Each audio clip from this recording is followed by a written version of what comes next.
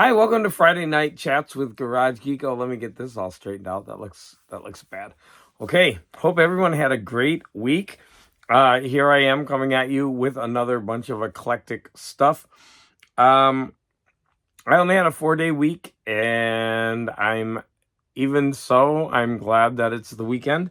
So I'm going to first start off with tomorrow morning, I am going to be having a live stream with Captain Strangelife. So we've been trying to put this together for a couple of weeks, and it's finally going to happen. So I'm very excited about that. Also, Donald Rex is doing a push to 400 subs. Now, he just reached 300, and I'm the one that said, no, push to 400, and it's a big jump. And so we really need to help him get there because it's my fault. I told him 400, and he was like, okay.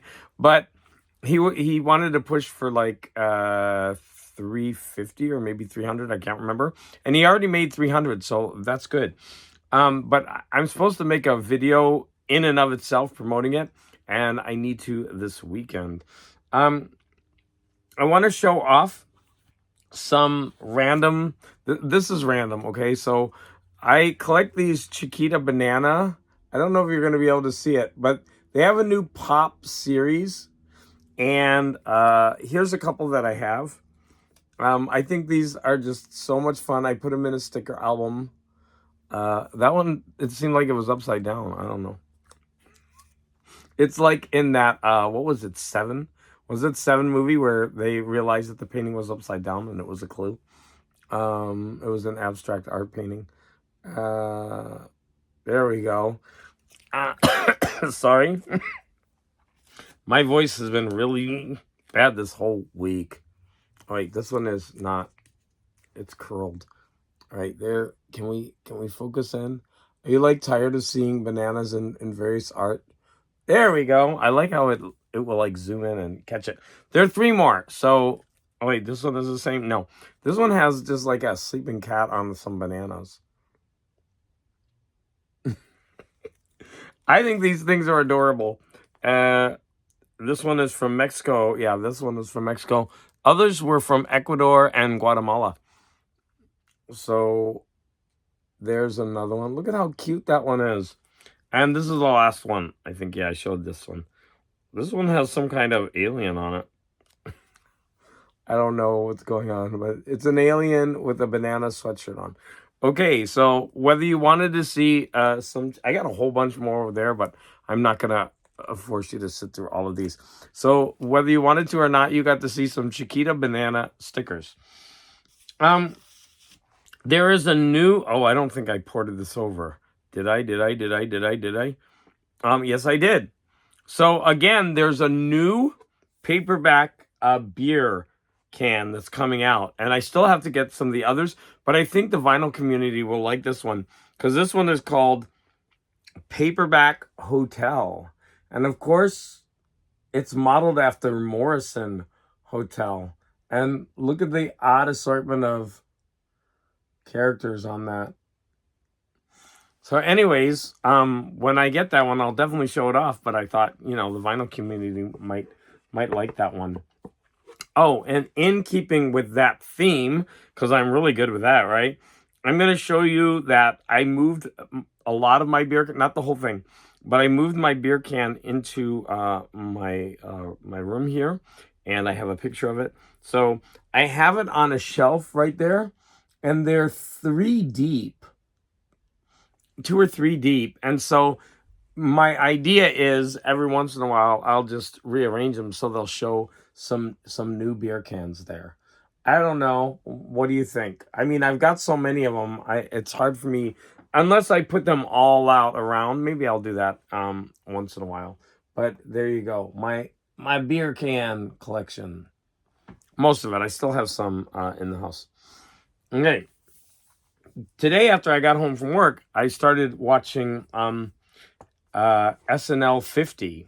So 50 years of Saturday Night Live. That's pretty cool. Now I'm 57, and I just remember growing up with Saturday Night Live. And the opening was Paul Simon, who I believe was on the first episode of SNL.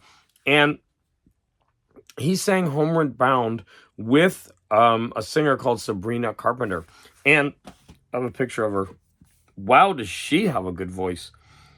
So, of course, I started listening to some of her music, and it's all pop, which in so many ways hides the real vocal abilities of so many singers. For example, Miley Cyrus has an amazing voice, and Ariana Grande has an amazing voice, and Sabrina Carpenter, I could tell she's got an amazing voice. But when I listen to her pop songs, it's all buried in all of that. And I'm not saying they're bad songs. I'm just saying that these vocalists have such great voices that are often buried in the surrounding music. Oh, that reminds me. This morning, I don't know why, but I had a real hankering for Crystal Gayle. I love Crystal Gayle. And so when I got to school, I started playing her songs, and man, I don't know why I needed to mention that, but I had a hankering for some Crystal Gayle, and I went ahead and got that itch scratched. Okay, that sounded weird. Sorry. My respects to Crystal Gayle. I really, really like her. Okay.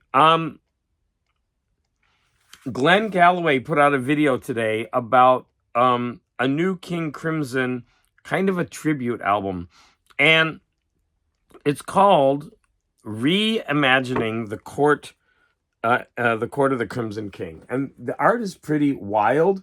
Of course, it's a take on the original art, and I was really, really interested. Now, I didn't have time to watch his whole video, but he shows off the album. He bought the album. And I actually looked on Amazon, and the album is not expensive. I'm actually thinking of getting it. Even the CD is cheap. It's $10. But I started listening to it, and it's really, really good. But it seems to me really, really unnecessary. It sounds almost like the original album. Of course, it's, got modern equipment. But I mean, it's supposed to be a reimagining of the album. I was expecting them to do different versions of the songs and do something different with them. Like the title says, reimagine the album. Basically, it's just redoing the album. And while it's great, you can't fault it. What I heard of it sounds beautiful, but it sounds so much like the original. And if they had said, an updating of the album, then maybe I wouldn't have been disappointed. But I was kind of disappointed when I was listening to this album. Okay. I want to give you a quick update of what I've been doing in my room. So I told you that my room. I guess I say room funny. Room. So I bought these. Oh, I was going to bring you one. I brought these little magnets. They're these magnets that you can actually hang things on. And my garage door, the entrance, is metal. And so I decided to use that for my, what do you call these? Super 7, I think. Anyways, I have more than this, but they're still in a box. So I put out the ones I had, and I love these magnets. Now, what I ended up doing, even though I didn't need to, these magnets are strong and they hang there. I put another one down here because when I would open up the door, even though the magnet is there, it's hanging on it. And so it would kind of rock. And so I decided to put another magnet there just to keep it secure. And because I did that, I ran out of magnets. The ones at the bottom only have one magnet. And so I need to order another set. But what do you think of my garage door? What else? I bought corrugated sheets of plastic. It looks like this, and it comes in sheets, and the sheets are, they're pretty big. And from this, I didn't want to use cardboard. I wanted to be a little bit fancy with my drawers, my comic book drawers, and my lateral filing cabinets. So I wanted to buy this, kind of a little bit of a neat upgrade.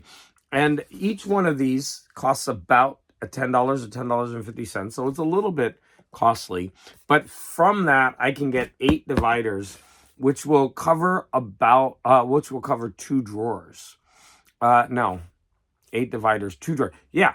So for one filing cabinet, I will either need 2, or for the bigger one over there, 3 sheets, right? And so I bought 4 of these, and I did one because I was really curious. I wanted to see how it would look. So I took a picture, and I'm gonna, of course, I want to show it to you. Where's the picture?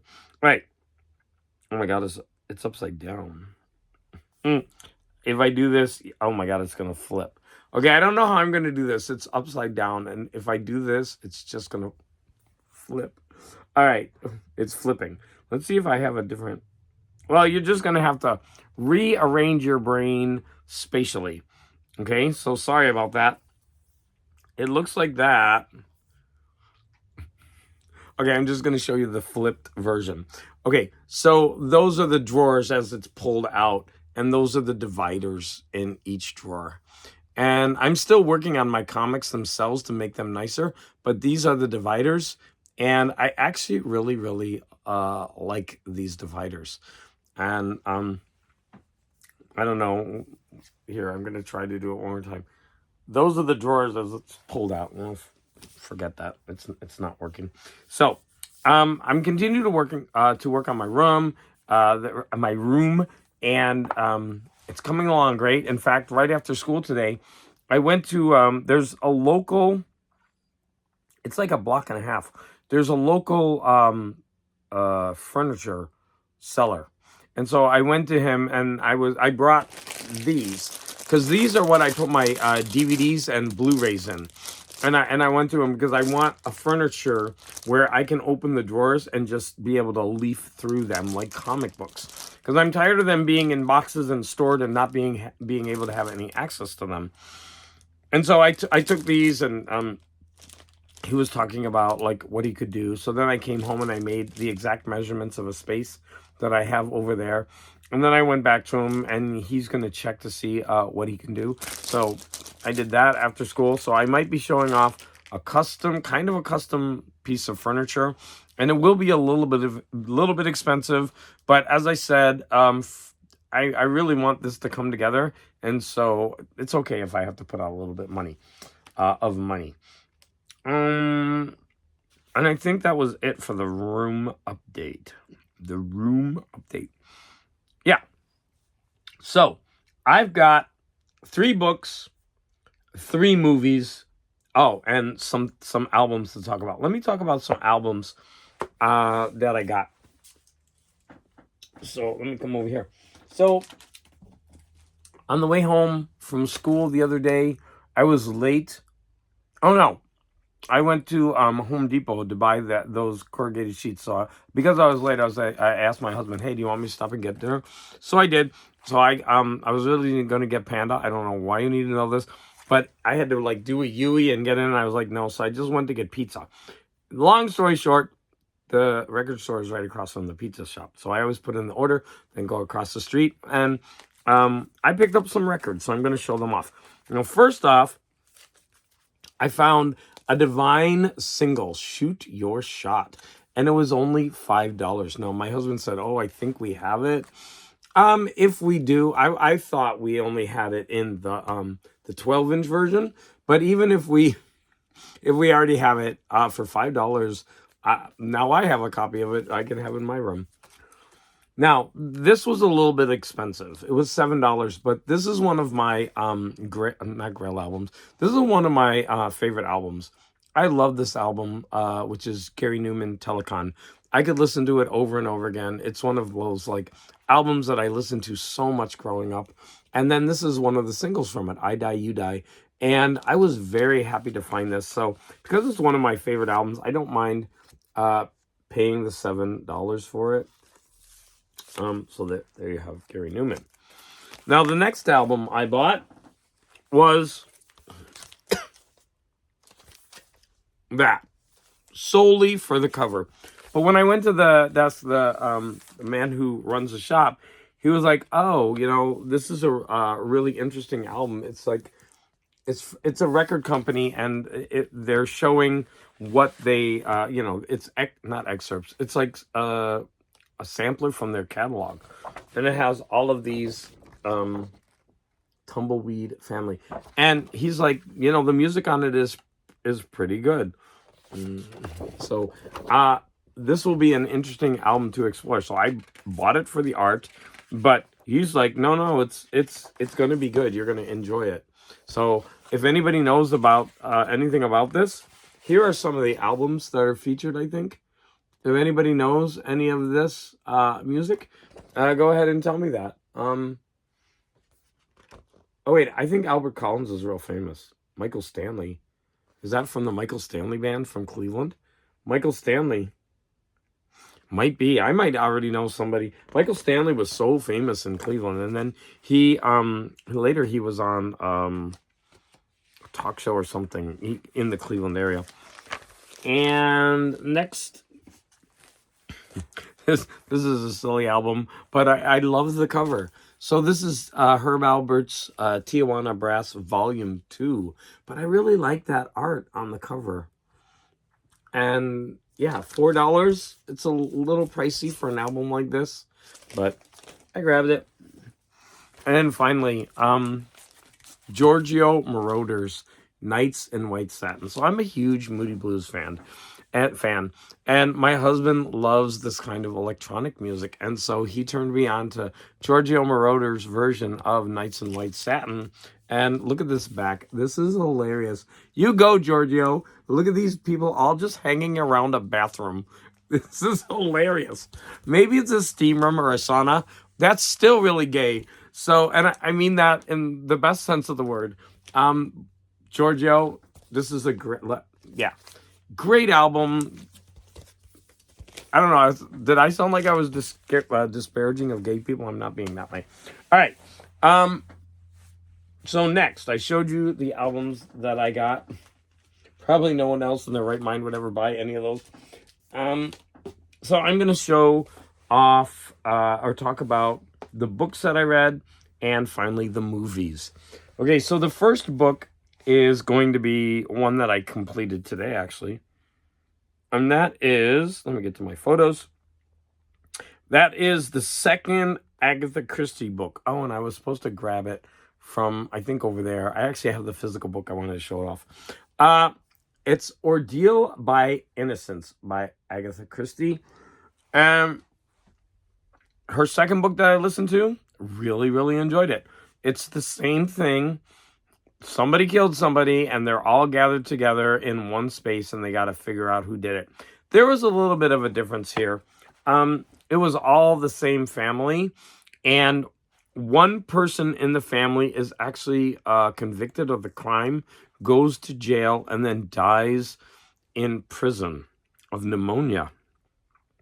Later, a doctor comes forward and says, look, I actually got hit in the head, had amnesia, was recovering, was kept secluded, and then I was immediately, because I needed to go on this voyage to the I think the North Pole.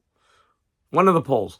So he was one of those, people doing explorations. So he immediately went. And so for a year, he was incommunicado. But when he came back, he found out about this murder trial and everything that happened. And he was like, the guy couldn't have done the murder because I actually picked him up at the time of the murder. And he was with me in the car. And then, I took him to a certain place and dropped him off. And he was a respected doctor and, explorer, archaeologist. And so they believed him. And so they reopened the case. Now, the whole family is the one that was involved in this. And so it turns everybody in the family on their heads, because the guy that originally was convicted of the murder was like the black sheep of the family, always asking for money, always bullying people. And so they just kind of figured it made sense that he was the one that committed the murder. So the book goes on from there. And while it's all wrapped up neatly in the end, the path getting there is what's really fun with these books. And she's a pretty skilled writer. She keeps you going. She keeps it very interesting. The characters never seem dull or even like caricatures. She's a good writer, and I'm enjoying her books. So this is the second one. The next book I'm going to talk about is the second one in order. I'm actually going backwards. And that is the next book in the Matthew Scudder series, which is called In the Midst of Death. And I'm trying to find the cover of the... Oh, here it is. So In the Midst of Death, Matthew Scudder. This, I think, is the third Matthew Scudder book. These aren't very good covers. So this is the third Matthew Scudder mystery, and this is about a cop who is very shady, and he's getting ready to turn other cops in, and then he's accused of killing a high-end call girl who he was having dealings with. She's actually found in his apartment, and the murder weapon is there and everything. Matthew Scudder believes that he's being framed, and so he's spending the rest of the book trying to figure out, even though nobody likes this guy, he's not a very... In fact, a lot of the people that he's trying to defend in these books, that seems to be a common pattern. He's always defending disreputable people that, people just don't like. And so the rest of the book is about that. Again, I really, really enjoyed this book. I'm enjoying the character of Matthew Scudder. And finally, I read, I think, the 18th book in the Parker novels by Richard Stark. I think it's the 18th, could be the 19th, whichever one it is. And this one is called Backflash. And this one, as you can see, takes place on... Well, they're trying to set up a robbery on a floating casino. And the way they set it up, like there's very limited entries into this casino. And in fact, the money only goes into one room, and it's taken out from like a door in the side of the boat. So they have some physical problems to trying to get to the money. And so the way that they set this up, and, again, the character work is amazing. This guy is a really top-notch writer, and I really do enjoy his books. And this was another one. All of these books have been good. None of them have been they haven't even been mediocre to bad. Everyone has been good to great. And I'm still really enjoying the Parker series. Okay, so those are the three books. Next, we're going to talk about movies. Although I do want to, before I talk about the movies, I have a couple of odds and ends that I want to talk about. So I did talk about, the paperback thing I did. This week, here's one. I jumped. I reached 1,000 subscribers. And I was, of course, I was very pleasantly pleased with that. Here's 998. 999, and then boom, 1K. I mean, it's pretty amazing for me. I don't do any contests. I don't do anything, like snazzy. I just put out some videos, and I kind of, talk at people, and I made it to 1,000. I mean, it was pretty cool. So anyways, moving on from there. It's just kind of surreal, 1,000 subscribers. Weird. All right. And I wanted to talk to you about this. So I was talking to a coworker about how much I love doing crosswords, especially the Sunday crosswords. So my coworker brought me in the crossword puzzle, and I did it. I'm a crossword puzzle nerd. I love them. But it also contained the funnies, and I'm gonna point out a couple of them to you because I really enjoyed this, and I just thought, well, why not? I mean, I'll share anything. So I randomly read some funnies, so let me show them to you. Now, this one was a really great one, especially if you're a sci-fi nerd. And I actually took pictures of this one, so I'm gonna go ahead and show it. It's called Non Sequitur. So they're asking each other, hey, do you think deja vu is a real thing? I'm going to have to take another cough drop. And then the other one says, I heard a theory about it. Oh, okay. says, life as we know it could be just a simulation operated by some advanced civilization. So what we call deja vu could be a video game being replayed by some geeky alien kid. And then, the partner says, that's got to be the dumbest thing I've ever heard. All right. So sorry, I was kind of showing that. And then the next panel is, so you're like, wait, what? So they're like stuck there. And then, we'll go to the next one. So there they are. They're stuck. And then it cuts to a kid playing a video game, an alien kid. Says, hey, homework first. Yeah, then I'll have to start this over. So he has them on pause. And then it goes back to, do you think deja vu is a real thing? I thought that was so cute. And it's so, what do you call it? So sci-fi nerdy, geeky. I was like, yeah, that was so cool. And then another one that I thought was like really, really dark was this Macanudo. It's got these two weird kind of, I don't know, creature things. And then and he was like, the guy who sold me this bait said it was a game changer. It's not that funny, but look how dark this thing is. It's like Cthulhu, or I don't know, like look at this giant creature with all these eyeballs coming up to get these poor. When did cartoons in the newspaper become so dark? Next, the last one I want to show you is this one. It's called Lio, Lio. And I was just captivated by this really cool art. And I think the coloring in this one is gorgeous. I mean, it's not that great a comic overall, but it's just got such a cute art style. And the coloring, I think, really brings this one together. So there were so many others that, I could talk about, but the comics are actually kind of fun to read. I wish I got the newspaper. Okay. So finally, we're going to get to the movies that I watched. I know you're just all waiting with bated breath. I have 3 movies. And 2 of them I watched them because of the Academy Awards. The first one is this movie called Flow. This movie was so good. So it's an animated movie about a cat.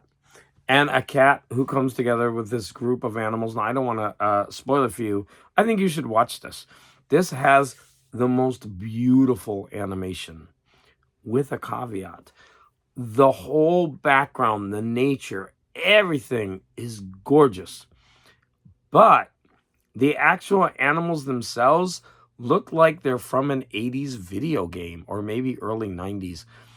It goes from really, really amazing to really, really bad. And you kind of have to get over it. But it's still such a beautiful movie. You kind of forgive it. But, I mean, you can tell. I mean, look at the background of this. So many of the scenes are like this. They're gorgeous. But just when the animals, talk, especially when they talk, you can really tell, the animation breaks down. And that's weird because the whole background never does that. It's very weird. But man, this movie is highly recommended. There's no talking. You're just watching these animals be put in one dangerous situation after the other. And it's really a good movie. I think I saw that one on Netflix, but I'm not sure. Next, the movie is... Oh, here's another picture. And you can kind of tell, look at that. It just looks like it's bad animation, right? But I wouldn't let that stop you. This movie is so good. Man, did I like this movie. Okay, next. There was a movie called Afraid. And it's Afraid. And this is a movie that plays on the fears of AI being introduced into our home and starting to manipulate humans. It was a fun movie. I'm not going to say the best movie ever, but it does typical things like it plays each member of the family off on each other. It starts helping the people in the family that make terrible mistakes, but only for its end game of trying to control and manipulate them. And then it brings in this, horrible company, but actually the AI is controlling and manipulating everybody and making them do horrible things, kind of like blackmailing them. It's a fun kind of throwaway movie that I would recommend. It's a great horror popcorn movie that I enjoyed. Next is the controversial movie. I had to know what was going on with Emilia Perez. It's been getting like this love-hate relationship. It's like nominated for 13 Academy Awards. It's got Carlos Sofia Gascon, Zoe Saldana, and Selena Gomez. And here's another picture of the three of them. And I kind of like that one. This one reminds me of Romeo and Juliet, the one by Laz Berman. Yeah, but anyways, I love this movie. So you got to know that that's what I was going to say. I mean, it's a musical. And I mean, yeah. Did you expect me to say that I was going to hate this movie? No. I am going to talk critically about it, but I enjoyed the singing. I enjoyed the entire movie. Zoe Saldana is phenomenal in this movie. She is so captivating. Her dancing, her singing, she steals the entire movie. She should be nominated for Best Actress, not Best Supporting Actress. She's so good. The lead is Carlos Sofia Gascon, and I'm going to say that I don't think this person can sing. And it's very well masked. In the first part of the movie, she kind of whisper raps different parts, and it's effective. Later, she has to sing, and you could just hear straining. And not bad at all, but you can tell she's weak compared to the others. And it really doesn't take away from the movie. I still really, really enjoyed it. But for her to be nominated for the Best Actress, don't you have to, if it's Best Actress in a musical, don't you have to consider the singer's vocal abilities included with the great acting? This movie is controversial because of what it's about, which I'm not going to talk about. But I do really think that you have to include the vocal abilities, and I think that should go to Zoe Saldana over the lead. But I'm still going to say that I really, really enjoyed this movie. My husband really, really enjoyed it. We really like this movie. And I'm going to have to say that I recommend it. And that brings me to the end. There are two movies that I'm going to try to watch this weekend. Nosferatu is on Peacock, so I am really excited to watch that. I know Mark Morris has watched it, and he highly recommended it, and I'm not sure if other people have talked about it, but I'm very excited to watch it.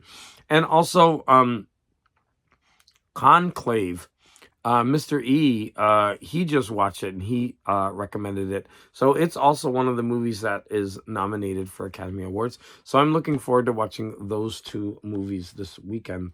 I'm also going to be sanding and painting some of my window frames outside. That's going to be fun. And I'm sure I'm going to manage to mess that all up because I am not good at any of that kind of stuff. But I just want to say thank you, everybody. I got to 1,000 subs. And, it's all because of everybody out there watching me. And so I really, really want to thank you. As always, I usually end my videos for thanking you for the support. So now I'm going to doubly thank you for all the support. And what was the one I used to say? Please, please, please always try to be intelligent. I got rid of that one before. But I don't know why I wanted to say that. I guess because I'm saying some extra at the end. But I do want to thank everybody out there for all the support. And as always, I really do appreciate any of your comments.